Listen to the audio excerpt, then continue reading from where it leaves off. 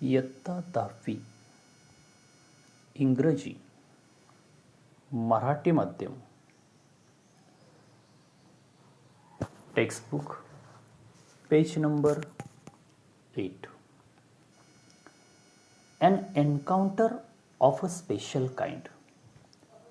एक अनोखी चकमक किंवा एक अविस्मरणीय चकमक किंवा खास भेट. My father was a medical professional working for a private company in Raniganj in West Bengal. My father was a medical professional. माझे वडील वैद्यकीय व्यावसायिक होते.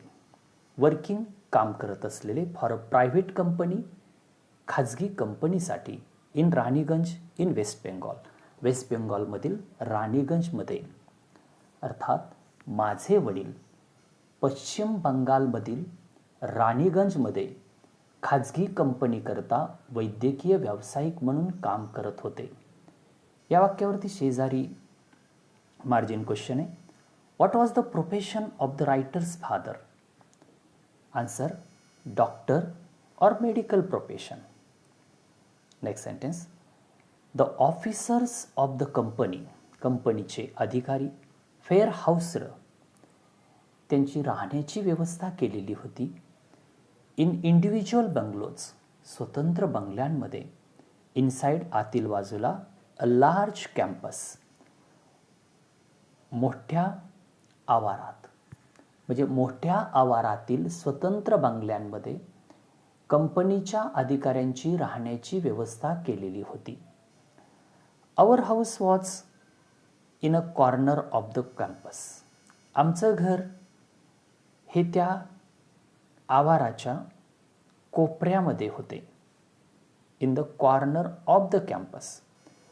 ऑफची रचना कॅम्पस ते आवार, अर्थात आमचे घर त्या आवाराच्या एका कोपऱ्यामध्ये होते. कॉर्नर ऑफ द कॅम्पस म्हणजे आवाराचा कोपरा. या ठिकाणी तुमच्या लक्षात येईल की अ लार्ज कॅम्पस अगोदरच्या वाक्यात आहे अ, आणि आताच्या वाक्यामध्ये द कॅम्पस. म्हणजे सुरुवातीला उल्लेख करायचा असेल त्या नामाचा तर अ वापरला जातो, आणि नंतर तेच नाम येत असेल, त्याच्याबद्दलच बोलायचं असेल तर द हे आर्टिकल वापरलं जातं. आणि ऑफची पण रचना लक्षात घ्या की ऑफचा हा अर्थ उलटा घ्यायचा. कॉर्नर ऑफ द कॅम्पस म्हणजे कॅम्पसचा कोपरा. Next sentence. The officers club, त्या अधिकाऱ्यांचा क्लब, वॉज ॲडजेसेंट, वॉज म्हणजे होता, ॲडजेसेंट लगतच, बाजूला, शेजारी, टू द बाउंड्री वॉल, कुंपणाची भिंत, ऑफ आवर गार्डन, आमच्या बागेच्या कुंपणाच्या भिंतीच्या लगतच लागून होता. याचा अर्थ त्या ऑफिसरचा क्लब आमच्या बागेच्या कुंपणाच्या भिंतीला लागूनच होता. आता या वाक्यामध्ये पण तुम्हाला दिसते the officers club. Officers club म्हणजे याच्याबद्दल त्या ऑफिसरच्या क्लबबद्दल बोललं गेले. अगोदर क्लबचा उल्लेख झालेला आहे, म्हणून इथं the officers club, the officers. Next. The compound was luxurious. ते कंपाऊंड कसं होतं याच्याबद्दलचं वर्णन. द कंपाऊंड ते कुंपण, was luxurious with green grass. Luxurious with green grass म्हणजे आलिशान हिरवळ असलेले, कलरफुल फ्लॉवर्स, रंगीबेरंगी फुले, and a host of tall and majestic trees, उंच आणि डेरेदार झाडे होती. पूर्ण वाक्याचा अर्थ. परिसरात आलिशान हिरवळ, रंगीबेरंगी फुले आणि उंच डेरेदार झाडे होती. आता ह्याबद्दल प्रश्न शेजारी आहे. Describe the campus where the writer's family lived. Describe the campus where the writer's family lived. लेखाचे कुटुंब ज्या ठिकाणी राहत होते त्या ठिकाणच्या कॅम्पसचं, त्या आवाराचं वर्णन करा. The campus was large, having officer bungalows. It was luxurious with green grass, colourful flowers and host of tall and majestic trees. आहे तसं उत्तर शेजारी आहे ते. द सीझनल व्हेजिटेबल्स, हंगामी किंवा मोसमी भाज्या, इन द किचन गार्डन, त्या स्वयंपाकीच्या परसबागेमध्ये, ऑफ द हाऊसहोल्ड, घराच्या, अँड द मॅग्निफिशंट ट्रीज, भव्य झाडे, कॉन्स्टंटली, सतत, नेहमीच, कॉन्स्टंटलीचा अर्थ फ्रिक्वेंट. अट्रॅक्टेड आकर्षित केले, squirrels and many species of birds. Squirrels म्हणजे खारी and many species of birds म्हणजे अनेक प्रकारचे पक्षी. याचा अर्थ त्या घराघरातील स्वयंपाकघराच्या परसांमधील मोसमी भाज्या आणि भव्य बहारदार झाडांमुळे अनेक प्रकारचे पक्षी आणि खारी नेहमी आकर्षित होत असत. A group of langurs had even made their den म्हणजे अड्डा इन अॅन अश्वत्थ याचा अर्थ पिंपळाचं झाड. ट्री नियर बाय म्हणजे जवळच पिंपळाच्या झाडावर वानराच्या एका टोळीने मुक्काम थाटला होता. लंगूर्स म्हणजे वानर, had made, a group of langurs म्हणजे वानराची टोळी, डेन म्हणजे अड्डा याचा अर्थ तिथं मुक्काम थाटला होता. They had all become a part and parcel of our existence and daily life. They had all become, ते सर्व म्हणजे आता ते वानर असतील, झाडे असतील किंवा ते खारी असतील, अनेक प्रकारचे पक्षी असतील, ते हॅड ऑल बिकम, ते सर्व बनलेले होते, अ पार्ट अँड पार्सल म्हणजे अविभाज्य भाग, of our existence and daily life, आमच्या अस्तित्वाचा आणि दैनंदिन जीवनाचा. अर्थात ते सर्वजण आमच्या अस्तित्वाचा आणि दैनंदिन जीवनाचा जणू काही एक अविभाज्य भाग किंवा घटकच बनलेले होते.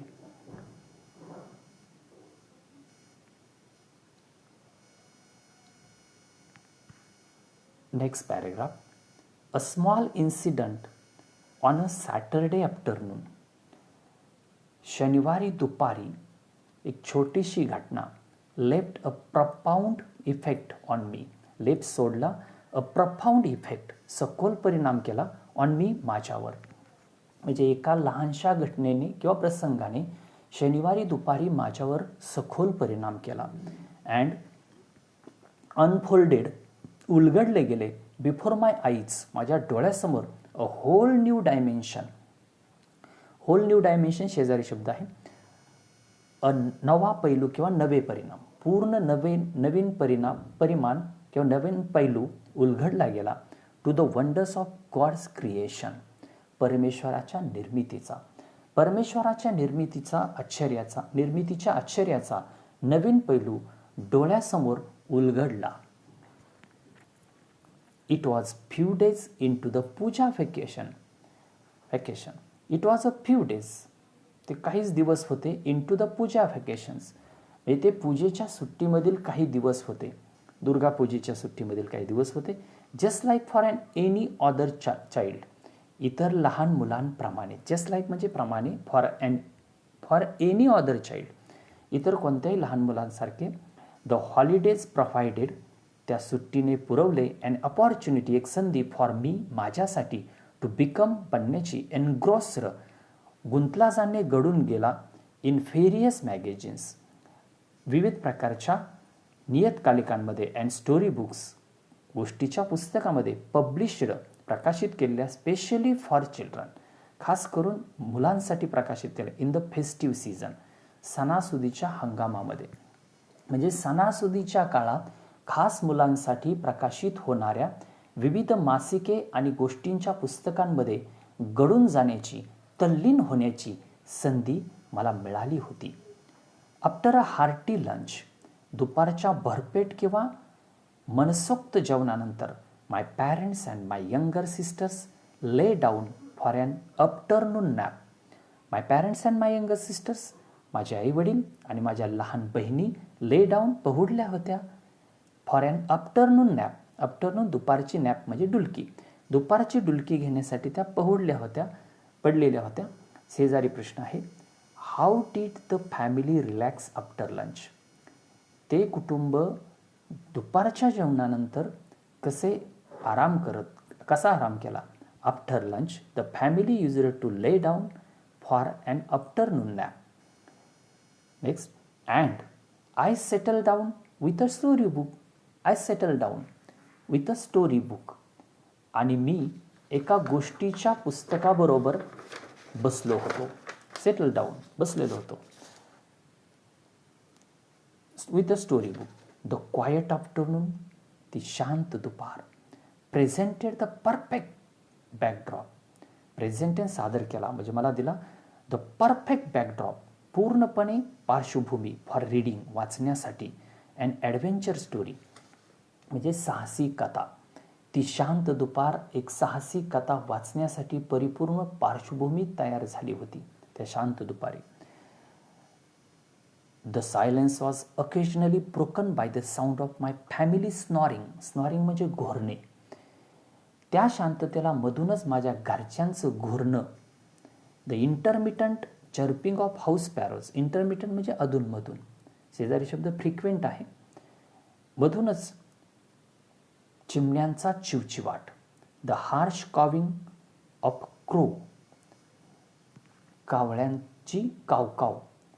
अँड तिथं स्वल्पविराम पाहिजे होता, कॉमा पाहिजे होता. The shrill call of kite flying high above the ground. आणि उंचावरून उडत जाणाऱ्या घारीचं कर्कश ओरडणं भंग करीत होते. याचा अर्थ त्या शांततेला मधूनच माझ्या घरच्यांचं घोरणं, अधूनमधून चिमण्यांचा चिवचिवाट, कावळ्यांची कावकाव आणि उंचावरून उडत जाणाऱ्या घारीचं कर्कश ओरडणं भंग करत होतं. Minutes ticked by. असे मिनिटे पुढे पुढे सरकत होती. काही मिनिटातच I became deeply absorbed in the book. मी त्या पुस्तकात पूर्णपणे गढून गेलो. Next paragraph. सडनली, अचानकपणे, आय हर्ड, मी ऐकला, a group of street dogs. भटके कुत्रे, रस्त्यावरील कुत्रे, त्यांचा गट, बार्किंग, भुंकत असलेला, फ्युरियसली, त्वेषाने किंवा असं रागाने, इन द डिस्टन्स, काही अंतरावरती. अचानकपणे मी दूरवर भटक्या कुत्र्यांच्या जमावाचा भेसूर भुंकण्याचा आवाज ऐकला. आय चोज, मी निवडले, टू इग्नॉर, दुर्लक्ष करणे, म्हणजे मी दुर्लक्ष करण्याचे ठरवले. द कमोशन, त्या गोंधळाकडे, त्या गडबडीकडे. थिंकिंग दॅट, असा विचार करत की the pack of dogs might have cornered a hapless pig. एखाद्या बिचाऱ्या डुकराला किंवा निराधार डुकराला, एखादे बिचारे डुक्कर त्या कुत्र्यांच्या तावडीत सापडले असेल, असा विचार करत प्रथम मी त्या गोंधळाकडे दुर्लक्ष केले. बट सून, परंतु लवकरच, द बार्किंग बिकेम लाऊडर. ते भुंकणे जे आहे ते अधिक मोठ्याने येऊ लागले. अँड मोर ॲग्रेसिव्ह, अधिक आक्रमकपणे. परंतु लवकरच तो भुंकणारा आवाज मोठा व अधिक आक्रमक झाला किंवा बनला.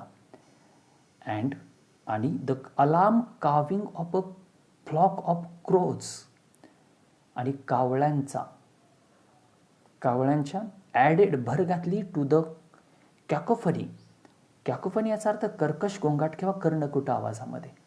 कावळ्यांच्या भीतीदायक कर्कश ओरडण्याने त्या कर्कश गोंगाटात भर पडली. आय ऑल्सो हर्ड, मी सुद्धा ऐकले, द डिस्टर्बन्स ॲप्रोचिंग क्लोजर. तो जो व्यत्यय येत होता, तो आवाज जो येत होता, तो ॲप्रोचिंग जवळ, क्लोजर अधिक जवळ. मी तो व्यत्यय अधिक जवळ येत असलेला सुद्धा ऐकला. We have completed page number 8.